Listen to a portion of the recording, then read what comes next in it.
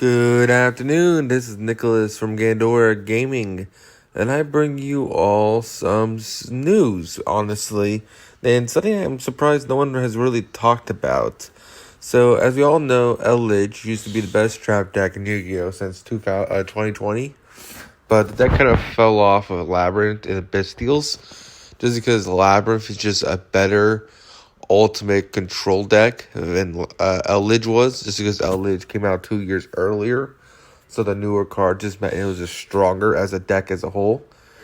But the difference between Labyrinth and Eldlich, in my personal opinion, is just due to the fact that Labyrinth specializes in removal, while Eldlich specializes in floodgating your opponent. And floodgating your opponent is less good in 2023 than it is nowadays. And the reason why I can say that is just because Eldlich as a whole, it relies too much on Golden Boy right here, and the Biz Steals kind of remove the shit out of them. Not to mention Tier Elements being the best deck in the format, have plenty of ways to remove annoying floodgates, especially in the side deck with evenly matches, lightning storms, cosmics, you name it, they have it.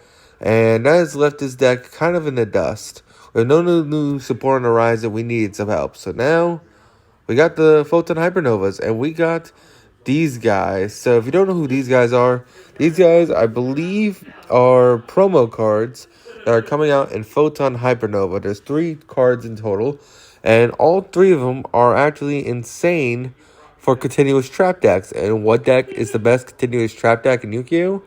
Well, that'd be Eldlich. And all 3 of these cards are quite insane. So let's just go over them. So first things first, we have Pharaonic Advent. This guy is a level 8, 2000 attack, 2000 defense, spellcaster monster. It gains 300 attack for each continuous trap on the field or in grave. So it's kind of like a mini version of Uriah, which is pretty solid. And you can only use each of the following effects of Pharaonic Advent once per turn. You contribute 1 monster, special summon this card from your hand. You contribute 1 monster. Special summon this card from your hand. My apologies. 1 fairy, fiend, or reptile monster. And then add 1 continuous trap for your deck to your hand. You can only use... my apologies, I cannot read. You can't special summon the rest of the turn. This card is actually pretty cool as a boss monster. The reason why I say it's really cool is just due to the fact that it just allows you to just add any continuous trap from your deck to hand, which is pretty insane. Now, you do need to attribute a fairy, fiend, or reptile, but there's a couple ways to get around that, a couple ways just to freely summon him. So I think this guy has a whole bunch of potential. He's probably the least potential card out of the 3 cards we're going to be discussing. But ultimately, he's still a solid monster and could definitely be played at Eldlich. The other card, which is the fairy monster that we could be attributing, is this guy. This guy is pretty insane. For one, he is a fairy monster, which is solid. But his effect is, when this card is normal summoned, you can set 1 continuous trap from your hand or graveyard. It can be activated this turn. If this card is set to graveyard to activate this effect, you can activate this effect. Face-up traps you control can't be destroyed by opponent's card effects until the end of the turn. So this guy basically says, hey, not only am I going to protect your floodgates when I leave the field, but also I'm going to allow you to activate your floodgates or your trap cards on turn 1, which is pretty solid. Not to mention the fact that it's a fairy, allowing you to summon out the big guy. And we have some huge potential for some really powerful cards. Now, do I think it's the most consistent thing? Not the 2 guys together, but this guy is just a really good normal summon for Eldlich, which Eldlich does not have a normal summon.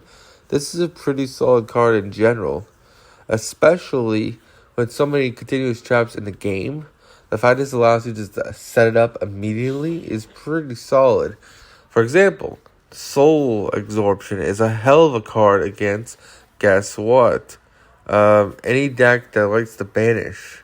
Now, it does hurt you, but, let's see, not Soldier. What's the trap card that stops the hand effects? Because the biggest issue with, Eldlich is the Bestials and the DD Crows, which are prevalent because of tier element. But you can obviously play that floodgate that says no hand effects, and thus you can activate this guy. If you have the 2-card combo, you just normal summon him, activate that trap from hand, and then bam, you can't be bestial now. You have full way to combo. And now finally we have the newest trap monster, Swamp Deity over here.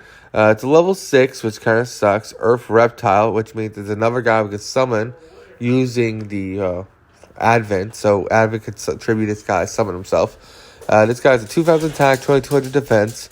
This card is still a trap, of course. And then you can negate the effects of face-up cards your opponent controls up to the number of other continuous face-up traps until the end of the turn. Basically, it's imperm slash it's just impermanence for everything on field while you have continuous traps on the field. So you can flip all your floodgates. Your opponent tries to remove said floodgates, and you can summon out this guy and negate said removal. You can negate Lightning Storm. You can negate anything up to the number of continuous traps, which is pretty solid. So the fact that this thing is just like protection against floodgates, protection for floodgates, is kind of insane. And it's a body, and it's a reptile, meaning contributed for the Advent. Overall, this card's insane for trap decks as a whole, but I think it's especially insane for Eldlich.